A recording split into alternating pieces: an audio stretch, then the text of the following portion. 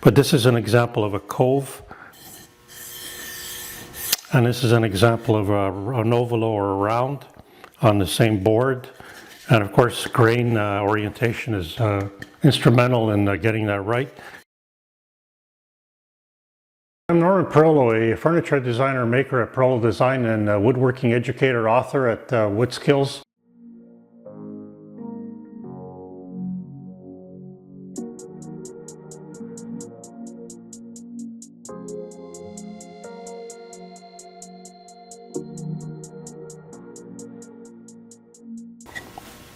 This is, again, it's a 3/4 inch thick board, and it's a standard 2.5 inch.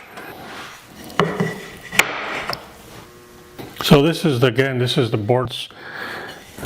So I've erased the markings. That I remove this. Now this is the profile I'll be working with, and it's already been developed, creating the profile in. So this corresponds to this. So you could create the fillets simply by eye using, so I'll do that. I think I want something like this. So the fillet actually is, it's just more of a decorative thing too, so you don't just have a cove. And so again,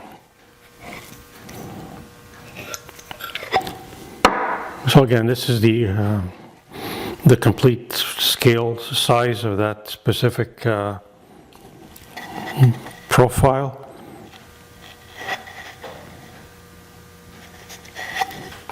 And that's the cove with the 2 fillets.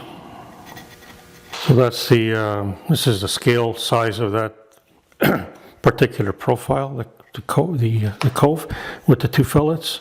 And then a metal one, for example, then wore out my my round plane.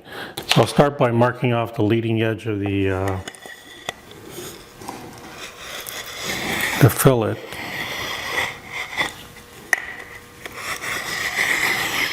The second rabbet would remove this waist in this corner for the bottom fillet, and the major rabbet, or the primary rabbet, is to remove waste, as much waste as possible, to establish this cove. So the way I do that is I use an adjustable bevel gauge, a sliding bevel gauge, and I determine the angle. I'll just set this. I've been using this same gauge quite a bit. So I normally have this clamped in a vise, but to create a rabbet is because the angle of the rabbet or the profile is always different. So this, so you notice, it's a little bit longer in this direction and shorter in this direction. So again, we're going to be creating 3 rabbets, and I'll extend this one. So I need to create 3 rabbets. This upper rabbet is the first one. Then I can start on the second one. I'll start with the main one, the first one, the large one, and then do this one, and then this one last. Do it with a shoulder plane to delineate that particular rabbet as I run this along at 45 degrees along that the little channel that I've developed, that line, that layout line. So again, I use the metal shoulder plane, and I run it along this layout line, a groove that has been created with a marking gauge and highlighted.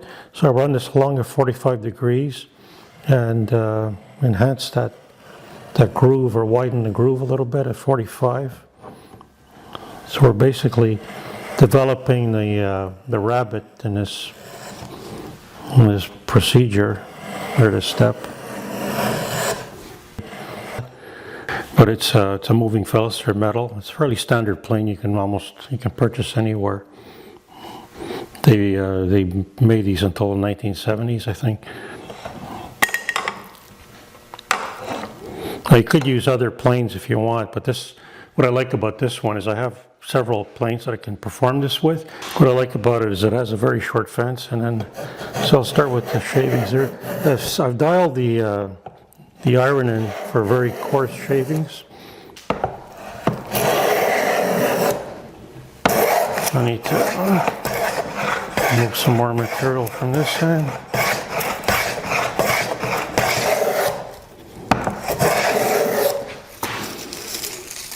briefly stop and show you the how we progressed so far.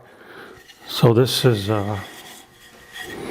that's the rabbet being formed. I need to square off the inner intersection later, but that's the rabbet being formed, and we're a little bit past halfway, so it doesn't take too long with this plane because it's set up with a course adjustment. So once I'm at this point, then I can stop and work on these other rabbets and then develop the cove.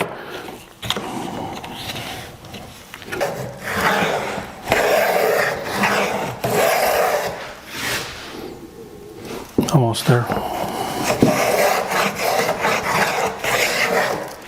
think I can stop now. Let's have a look. Good. So that we're at the bottom. I'm going to be running the my metal shoulder plane along here just to confirm that I have a square edge, and that's important too. So the reason again for that particular rabbet is to guide the round plane and to create that cove. So you need two irises, and I'll show that afterwards. So there is a methodology here. Clean the plane out periodically, just so you can see what you're doing for one, and just not to have the mouth area get clogged.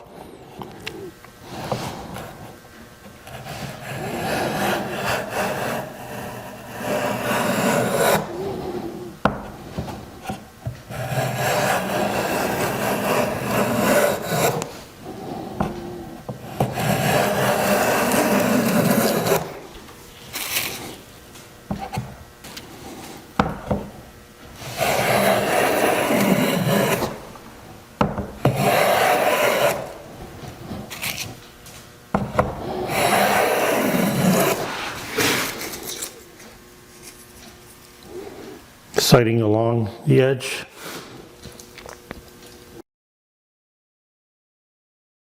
So please subscribe to my YouTube woodworking channel, where I share more of my woodworking techniques, my woodworking philosophy, my thoughts on woodworking, and all the challenges I've experienced, and I introduce some of the new forms of woodworking I've discovered. And also visit woodskills.com, where I have a good selection of my books, both in print and digital format, on woodworking, and all my online courses, and I also offer some woodworking plans. I have maintained a regular blog on what I've got going on in my workshop and in woodworking in general. So enjoy.